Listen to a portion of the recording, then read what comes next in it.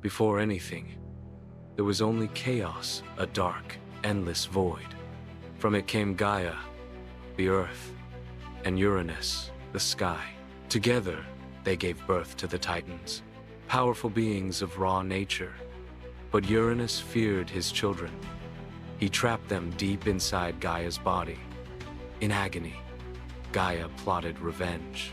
She gave her son, Cronus, a jagged stone sickle. And one night, Cronus struck. He overthrew Uranus in a violent, cosmic act. From the skies spilled blood. New beings were born, and Cronus became the ruler of the world. But he, too, feared prophecy. It was said his own child would one day destroy him. So when his wife, Rhea, gave birth, he swallowed each child: Hestia, Demeter, Hera, Hades, Poseidon. But when Zeus was born, Rhea hid him in a cave.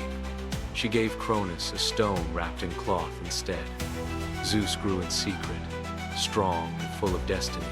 With the help of Metis, he tricked Cronus into drinking a potion, and the swallowed gods returned alive and furious. Then began the Great War. Olympians versus Titans. The earth trembled, oceans boiled, thunder split the sky. The battle raged for 10 years. Cronus had ruled the cosmos, but Zeus was ready to take it back. The age of the Olympian gods had begun. The war between the gods and Titans shattered the sky. Zeus, with his brothers and sisters, faced Cronus and the mighty Titans, ancient beings forged from chaos itself. But the Titans were too strong. The Olympians were losing. Then Gaia whispered to Zeus, "Free my hidden sons, the Cyclopes and Hecaton shares. They will turn the tide." Zeus descended into the depths of Tartarus. Chains clanged in the darkness. One by one he freed the giants, the 100-handed ones, and the Cyclopes, masters of lightning. In gratitude, they gave Zeus a gift: thunder, lightning, power. The skies turned black. Zeus returned to battle, and the world trembled. Poseidon raised tidal waves that crushed mountains. Hades cracked the earth wide open, dragging Titans into the dark. And Zeus? He hurled bolts of pure energy, splitting Cronus' sickle in half. Cronus fell, not slain, but broken. Zeus showed mercy. He banished his father to Tartarus, to rot in the silence he once used to trap others. The war was over. The Titans were chained. And from the ashes of battle, Zeus and his brothers drew lots. Zeus claimed the sky. Poseidon ruled the sea. Hades took the underworld. From the heights of Mount Olympus, a new age began, the age of the Olympian gods. Peace never lasts long, even for gods. After the fall of Cronus, Zeus ruled Olympus. The skies obeyed him. The seas bowed to Poseidon, and Hades ruled the shadows in silence. But Gaia was not at peace. She watched her children, the Titans, locked in Tartarus. She grew bitter, angry, vengeful, so she gave birth to a new army, the Giants. Massive, wild, and filled with rage. They rose from the earth, shaking the heavens. Their target was Olympus. The gods prepared for war. Athena led the charge with blazing wisdom. Apollo's arrows cut through the clouds. But even divine strength wasn't enough. Only with Heracles, a mortal son of Zeus, could the giants be defeated, because gods alone could not kill them. Together, gods and man brought them down, one by one, in fire and fury. Olympus stood victorious.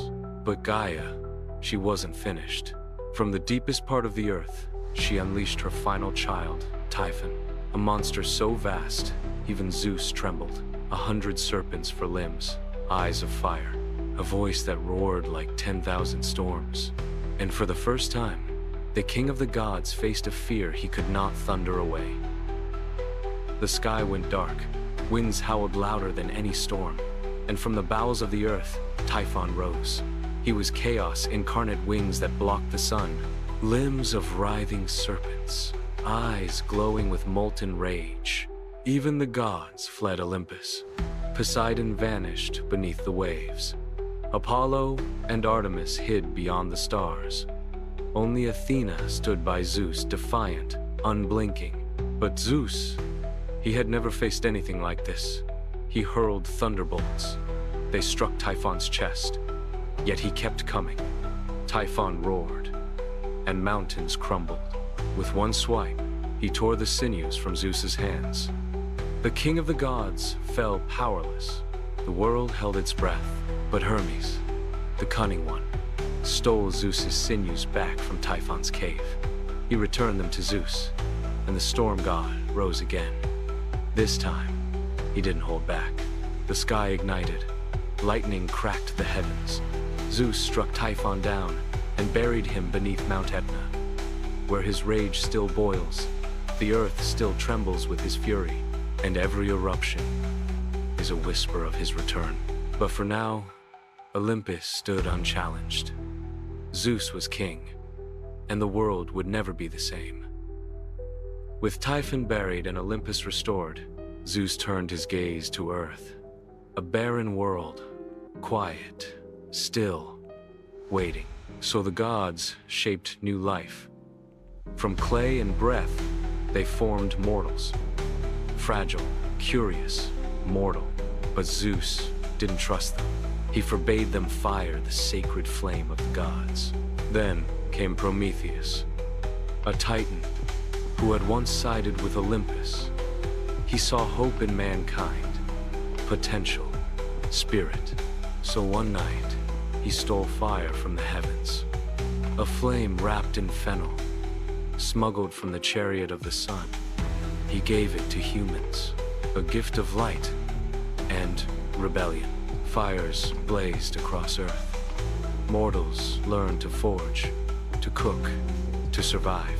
But Zeus, he saw betrayal. He ordered Prometheus chained to a mountain. Each day, an eagle tore into his liver. Each night, it regrew. Eternal punishment for giving hope to mankind. But Prometheus never screamed, never begged, because far below, in the hearts of mortals, the fire still burned, and from that spark, civilization would rise. Yet Zeus had one more trick, a beautiful creation, molded by the gods Pandora, and in her hands, a box that should never be opened. She was crafted by divine hands, a woman of breathtaking beauty, shaped by Hephaestus from clay, graced by Aphrodite with charm, taught by Athena with wisdom, and gifted a voice by Hermes soft, yet dangerous. Her name was Pandora, the first woman. Zeus sent her to Earth, not as a gift, but as a warning. In her hands, a sealed jar, a gift never to be opened. Prometheus had refused her, but his brother, Epimetheus, accepted. He fell in love, blinded by beauty, and deaf to caution. Pandora lived in peace, until one day curiosity whispered. She stared at the jar. Her fingers trembled. One twist of the lid, and the world changed. Darkness burst out. Sickness, death, greed, war, jealousy, every evil imaginable unleashed into the world. Pandora screamed. She slammed the lid shut, but too late. Only one thing remained inside. Hope. A flicker of light in a world suddenly dark. Mortals wept. The gods watched. And Zeus, from his throne, smiled. The box had done its job. And so, the age of innocence ended. Humans were no longer divine playthings. They were survivors, carrying hope, even when all else was lost. The world had changed. Pandora's jar had unleashed chaos. Men turned cruel. War spread like wildfire. And Earth cried out in pain. Zeus looked down and saw corruption, lies, betrayal, blood. Even temples stood silent. No prayers, only greed. He decided the world must be cleansed. A great storm was summoned. Rain poured from the heavens. Winds howled through mountains. Oceans rose and swallowed the land. Mankind drowned in its own sins, but not all were lost. Deucalion, son of Prometheus, and his wife Pyrrha, daughter of Epimetheus, had remained faithful, humble, honest. Warned by Prometheus, they built a wooden chest, not a grand ark, just enough to float through judgment. For 9 days, they drifted. No land, no sky, only water and silence.